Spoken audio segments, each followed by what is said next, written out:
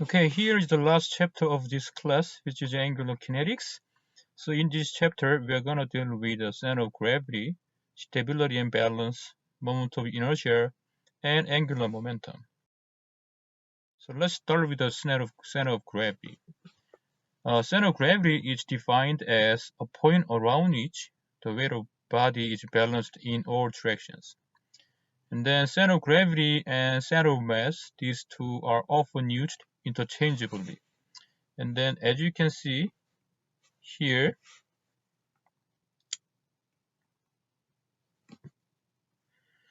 so in this figure, you can see some lines here, right? He's laying down on this board, and this line is this line of center of gravity, which means the center of gravity is supposed to pass through this line, which means his center of gravity while laying down on this board is somewhere here. And same thing for these two figures. Okay, this is a line of center of gravity. So his center of gravity should be somewhere here. And then from the sagittal view, somewhere here too. And then there are different ways of finding center of gravity, because it's very important to find the center of gravity to better understand human body motion. The first method is it's called suspension method. And then let me explain how this method works to find center of gravity. So we have, for example, here, gymnastic, but it is actually not human but doll. So we can just swing this object. Eventually it will stop, right? Something like this. And then draw the vertical line. Okay. If then this line will be the line of center of gravity, which means the object of the center of gravity should be somewhere here along this line. And then there's a box here, the box. So you can hold one point and then again just swing it. Once it stops, again draw a vertical line, and then hold another point and then swing the box again. And once it stops, again draw a vertical line. And then you can see the intersection of these two lines. That will be a center of gravity or a center of mass. This is how we can find a center of gravity or center of mass using suspension method. As you can see here, center of gravity can be located within the object or outside the object depending on the shape of the object. Right here, we have a ping pong racket here. Center of gravity of this racket is here, but golf club, okay, golf club looks like this, right? It's shaped, okay. So that center of gravity of this golf club is right here, okay, outside of the object. Again, depending on the shape of the object, center of gravity located inside or outside the object. And then the next method that we can use to find center of gravity is called a reaction board method. Oh, here we have a reaction, and then we need the board. That's why we got board here, and then we need to get reaction here. Okay, and then this is very useful for finding center of gravity of the human. As long as they are not moving, we can use this method. So we need to get this board here, and then put the board right here. Then this point will be used as axis rotation or fulcrum. And then at the end of board, we need to put a scale here to receive reaction. And then we have to have the participant lay down on this board, and then his feet must be aligned with this fulcrum. And then in this method, okay, in the reaction board method, so we are gonna use the concept of the torque. Okay, torque means force times momentum, as you learn. And then first of all, you can simply measure the length of this board, which is L, by simply using the tape measure. We can easily measure the length of this board. Okay, and then we can have him or have her stand on a scale to obtain his or her body weight. Okay, so which means you can also get his body weight easily by having him standing on the scale, and then we can read the value of the direction, okay, coming from this scale, so that we can get the force information. This force means a force coming from the scale to this board. That's why if you take a look at direction of this force is pointing upward, But if you take a look at his body weight is also force, as you learn. Body weight is acting downward, right, due to gravity. And then lastly, actually, we want to find his center of gravity using this method, which is the LCG, which means length of his center of gravity from this fulcrum. Okay, here we got the three known value here: force coming from the scale, the length of the board, and the weight of this participant. And then since we have two forces here, which are weight and force, and then these two forces are not passing through right here, x rotation, these two forces are supposed to generate torque, okay, which is force times momentum. And then first of all, this weight acting downward, okay, as I mentioned earlier, which means this is a line of action of this force is weight. And then if then this length will be used as momentum of this weight, okay. And then this force, one more force coming from the scale, right? So acting upward, and then this is a line of action of this force, and then this length will be used as a momentum of this force. So that in order to calculate two torques, we have to multiply this force by this length, and this force by and this length. So as you can see here, so W times LCG, and then these two torques must be equal to each other, okay, because he is on the equilibrium condition. That's why equal to each other. And then again this force, this torque, force times this momentum. And then in here, in this relationship, so we got weight from the scale, we got force as well from the scale, and then we just measure length of this board. If then simply divide this one by weight, which will give you, okay, our value of interest, which is a center of gravity of this participant. Again, reaction board method, we can use this method to find center of gravity. And then the last method to find the center of gravity is called segmental method. Let's take a look at the name here, segmental method, which means we are going to use segmental information to find a center of gravity. This is very useful to find the center of gravity when we have a moving object.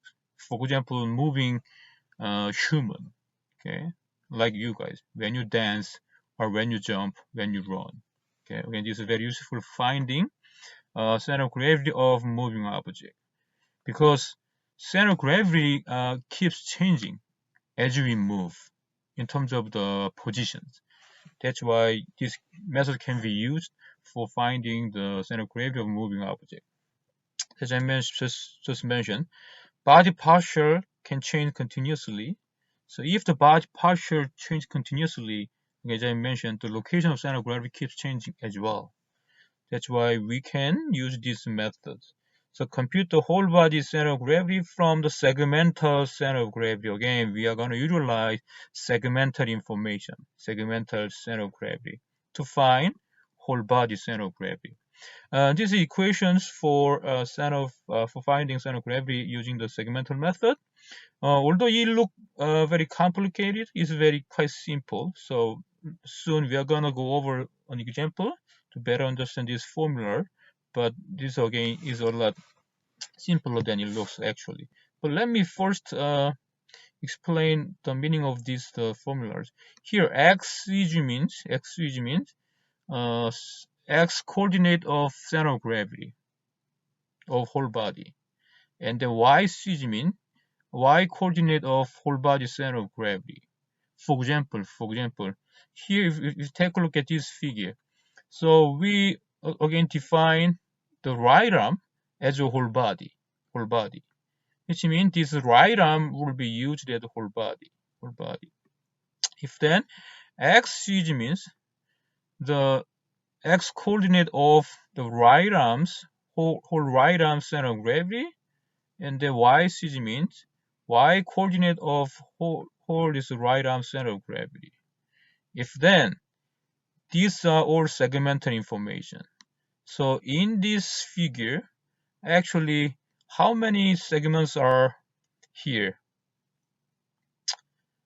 Actually, in this figure, excuse me, these right arms consist of 3 segments. Okay, upper arm, forearm, and hand. In this right arm is a whole body, so we have 3 segments. Okay, and then here n means number of segments. So you heard how many? How many segments are here? Okay, as I mentioned, 3: upper arm, forearm, and hand. And then look at here. Okay, so M1, M2, excuse me, and Mn. Since we have 3 segments here, so M1, M2, and M3, okay, that will be done for denominator for both coordinate here to M1, M2, and M3 for denominator. Here M1 means, okay, let's assume that M1 is segment number 1 is upper arm, segment number 2 is a forearm, the segment number 3 is a hand.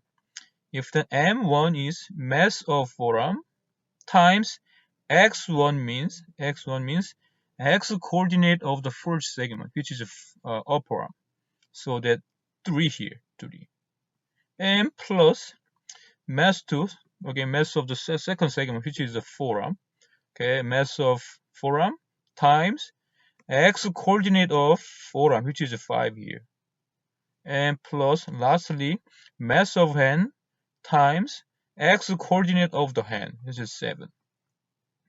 And do the same thing for the y coordinate. Again, mass of the upper arm times y coordinate of upper arm, which is 7 here, and then mass of the forearm times y coordinate of the forearm, plus lastly mass of the hand times the y coordinate of the hand, which is 5 here. Okay, this is how we can calculate the center of gravity location using segmental method. This is one example of finding center of gravity by utilizing the segmental information. We have a ballet example here, ballet posture, and then this actual the stick figure obtained from actual motion analysis. And then in here we have trunk here, right? Trunk, and then right leg and left leg, and then right hand, the left hand, arms, left arm, the head here. And in this figure, we have a blue point here, right here, blue. This is a whole body center of gravity of this participant. And then here one more circle here. This kind of circle. These are joint defined, and then cross here.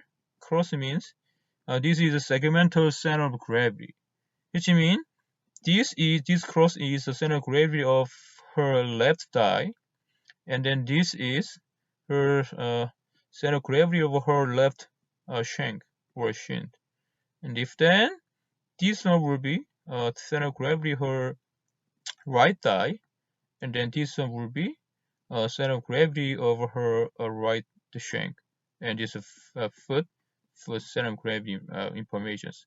Again, the bottom line is we can find the whole body center of gravity of this participant by utilizing all this segmental information.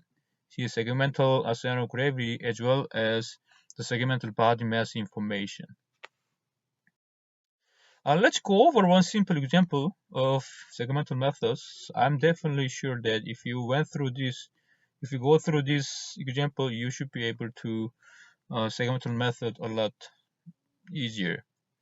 So we again same picture as the previous one. So again we are defined this right arm as a whole body that has three body segments. Okay, upper body, upper arm, forearm, and then the hand, as you can see here. And the all mass information is here, and then x coordinate, y coordinate of each segment. Now let's calculate the x coordinate of whole body, which means x coordinate of center of gravity of the right arm. Okay, so here, as you can see here, so here mass of the upper arm times x coordinate of the upper arm plus, and then second the segment, which is a forearm. Okay, mass of the forearm right here times again x coordinate of the forearm, and then lastly mass of the hand times x coordinate of the hand. This will be as numerator, and then divided by what? Summation of all the masses of the segment. So upper arm, forearm, and hand. And do the same thing for the y coordinate.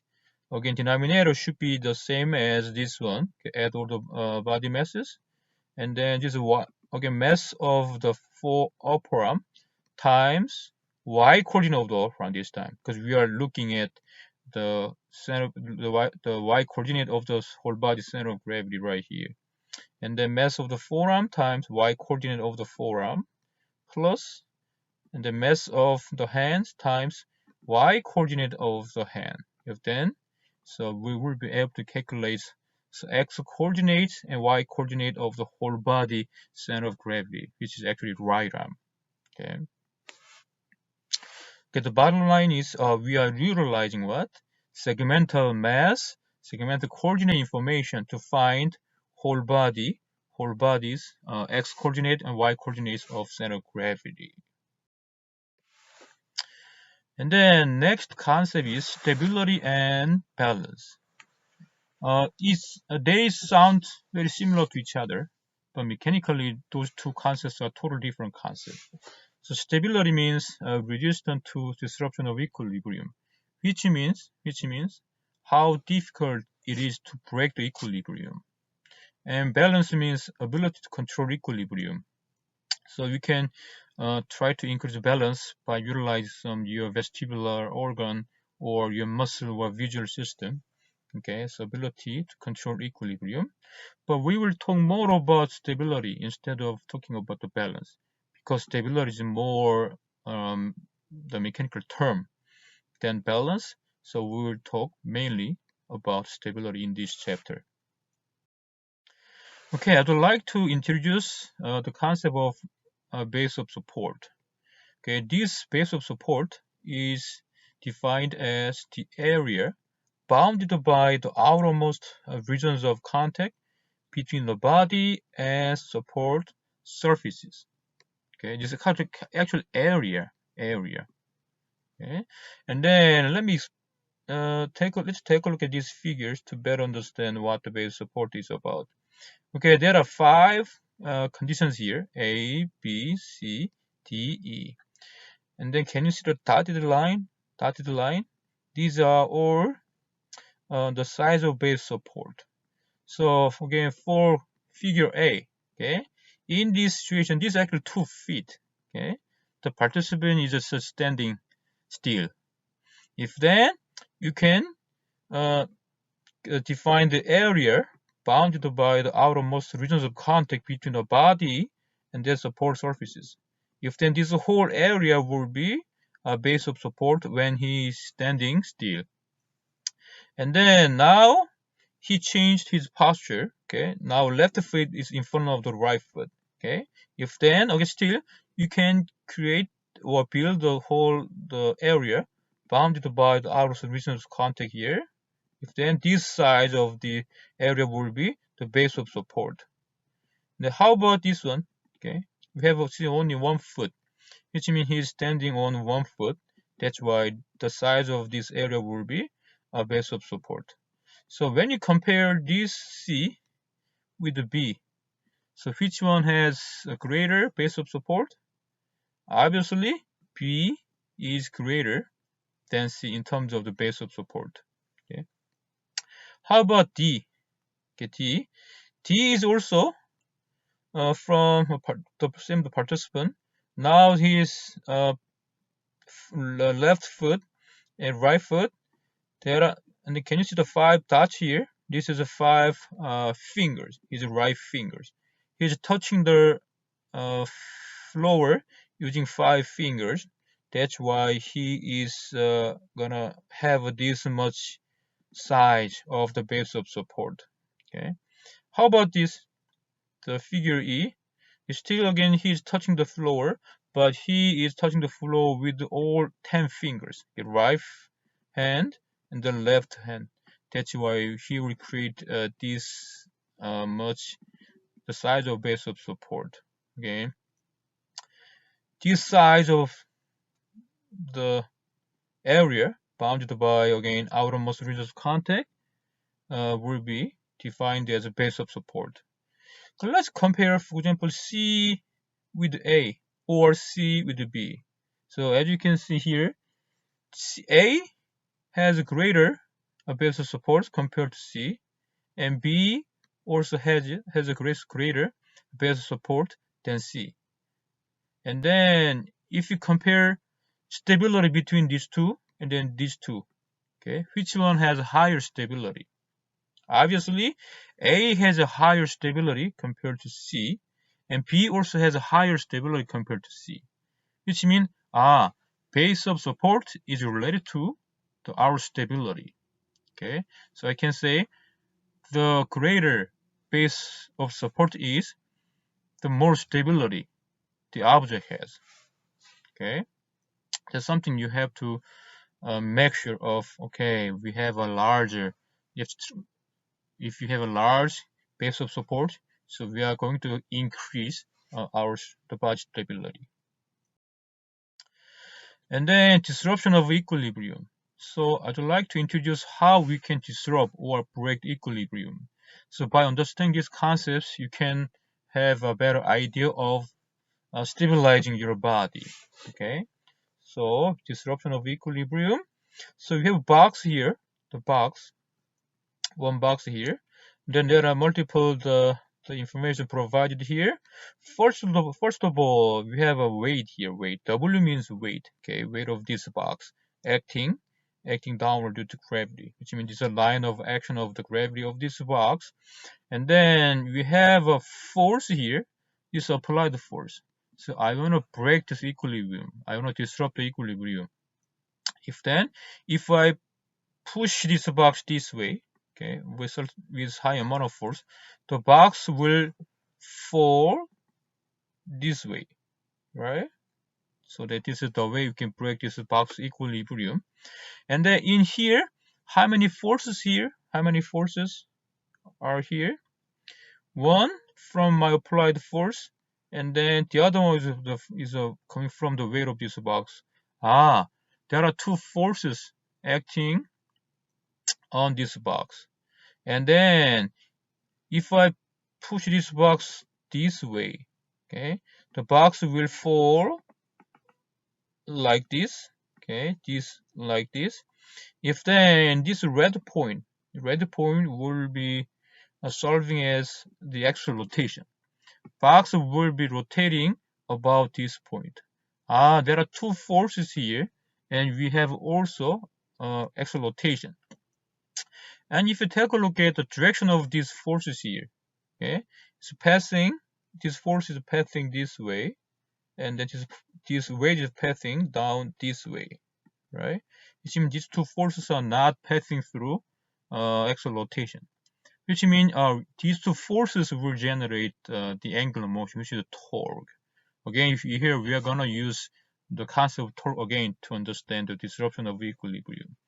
So again, for this force, okay, acting this way, okay, then this distance will be the momentum of this force. Okay, now since weight is acting like this, okay, this distance RA will be serving as the momentum of this weight. I put the RA. RA means momentum of resistance, and FA means momentum of force. Okay, actually both are momentum, but to avoid confusion, I just put the FA and RA. And then on the equilibrium condition, okay, two torques are equal to each other, which means when you multiply F by FA, this is a torque coming from this force, right? This one must be equal to the torque produced by the weight of this box, which is weight times the momentum of this weight, RA. These two torques must be equal to each other. And then in here, if you divide this right side by FA, so you can simply get this formula. This is nothing more than you just divide this one by FA. So this formula will be used to better understand how we can break the equilibrium. And in this figure, we have one theta. Theta means angle information, angle displacement. Again, when your force is large enough to break the equilibrium, you can move the box from the yellow to green, this situation. And then after this angle, the box will fall. But if this angle is less than this angle, the box will go back if force is gone, right? Which means this is angular displacement or angle information to break the equilibrium. Beyond this angle, the box will fall. Less than this angle, this box will be back if the force is gone. Okay. Then there are some factors that can affect the stability of this box. Okay, but actually there are four factors. Okay, four factors. The first factor is body mass. But I put the arrow here pointing upward, which means the more mass is, the higher stability it is. That's why I put the arrow pointing upward. The higher mass is, the higher stability it is. Okay. We have two boxes here. Okay, I can use this figure to understand why the more mass is, the higher stability is. Okay, two boxes here. The size-wise and dimension-wise, these two boxes are the same. Okay, but if you take a look at the weight of these two boxes, okay, weight of this first box is this long, because the line of the arrows means the magnitude of the weight. Okay, so this is longer than this, which means this one is higher. This box is higher than this one in terms of the weight. Okay, so that FA remains the same. Okay, remains the same, or RA remains the same, and FA all the same. Okay, because dimensions are all the same between these two boxes. Okay, the only difference between these two boxes is the weight of the boxes. Okay, it is heavier than this one, which means okay, weight W2, this box weight is heavier than the W1. Okay, so that if you go back this formula, do you remember this formula?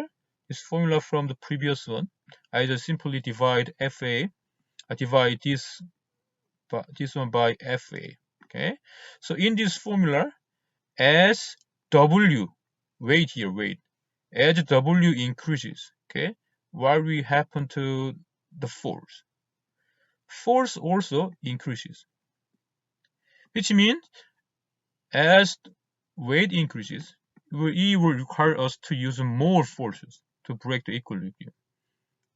That means between these two boxes, since this box is heavier than this one, so we need to use more force for breaking the equilibrium for this box compared to this box. That's why these arrows, length of these arrows is longer than this one, which means this box requires us to use more force to break the equilibrium. That's why, okay, body mass or body weight can affect our stability. And the second factor that can affect stability is the size of base of support. You learned this concept, right? Base of support. Okay, and the size of base support can also affect stability.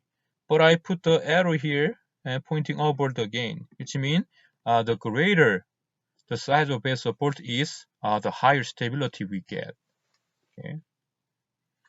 And then there are two boxes here to understand the size of base of support. Okay, two boxes here. And then unlike the previous, the factor is the body mass. Okay, these two boxes has different dimension, which means different sizes of base of support. Okay, look here. This, as you can see, this box has wider base of support compared to this box. Okay, this the first thing.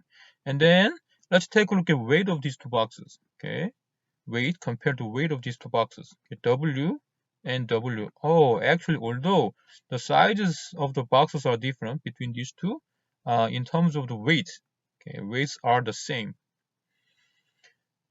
And then since the size of the boxes are different between these two, so this second box has longer RA compared to these boxes. This box has only this long RA, and this box has a long RA compared to this box. And how about the length of the FA? Okay, FA. Okay, in terms of the height of the boxes, okay, those two are the same. That's why FA remains the same between these two boxes. And then look at the here angular displacement, okay, to break the equilibrium. Since this box has a wider RA or longer RA, this box is supposed to have a greater angular displacement, okay, to break the equilibrium. Then let's go back this figure, this formula, okay. So F is equal to again W times RA over FA. Since this RA is longer than this one, which means as RA increases, okay, what will happen to force? This one is also increasing, proportional to each other. That's why since this one has longer RA compared to these boxes, this box requires us to use more force to break the equilibrium. That's why F2, this force is larger than F1. Also, this box has greater angular displacement to break the equilibrium compared to this one. That's why this box has a higher or greater angular displacement to break the equilibrium compared to the first box. That's why this box condition has higher stability compared to this box. And then the third condition or third factor that can affect the stability is horizontal position of the center of gravity. Okay, and then here there are three boxes here, 1, 2, and 3, and then the size-wise all the same. Okay, dimension-wise all the same, and the weights are all the same too. Okay, weight here all the same. But look at the RAs. Okay, RA. Let's assume that the center of gravity of this box is here, and the center of gravity of this box is here, and the center of gravity of this box is right here. And then this point is x rotation. If then, among these three boxes, since these three boxes have different the horizontal position of the center of gravity, okay, this one, the second box, is supposed to have a longest RA, whereas this box is supposed to have the shortest RA, because horizontal position of center of gravity of this box is right here. Okay, and then the conditions are all the same. Okay, the weight is the same, FA is all the same. Okay, and then since this box R is this long, this box is also have greatest amount of angular displacement to break the equilibrium. That's why, okay, this box, second box, has longest RA as well as the largest angular displacement to break the equilibrium. So let's go back this formula again. Okay, as RA increases, like this box, okay, F also increases, which means this box, second box, will require us to use the most amount of force to break the equilibrium. At the same time, as I mentioned earlier, this box also has largest amount of angular displacement to break the equilibrium. That's why this one has the highest stability among these three conditions. Let me give you an actual example of how horizontal position of center of gravity can affect Earth stability. Let me use this as a football example. There are linemen here, but I want to just compare this white guy and this red guy. Okay, they're about to collide with each other, but I want to compare these two guys' stability at this moment. Okay, then for example, first of all, this foot right here, this point, will be serving as the actual rotation of these two guys, which means if somebody push him, he will be rotating about this point. Same thing as for him. If somebody push him this way, his body will be rotating about this point.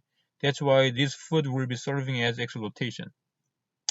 And then let's assume that these two guys have the same body weight, which means W are the same, okay, between these two alignments. And then, but let's take a look at their posture. He is more leaning forward, okay, but he's putting his hand on his thigh, right? But I can say that's why his center of gravity is more the anterior and more anteriorly. How about this one? Since he's a bit kind of standing up, or he's putting his hand on his thigh, his center of gravity is more posteriorly compared to this guy. That's why I can say center of gravity of him is somewhere here, and center of gravity of him somewhere here. If then he is gonna get just this long RA, momentum of this weight, and then he is going to have a bit longer RA because his center of gravity is here. Okay. So when you compare these two linemen, so which athlete has a higher stability? Obviously, this lineman has higher stability compared to this because he has a higher or greater the resistance arm for a given body weight. Again, as you can see here, horizontal position of center of gravity can affect their body stability.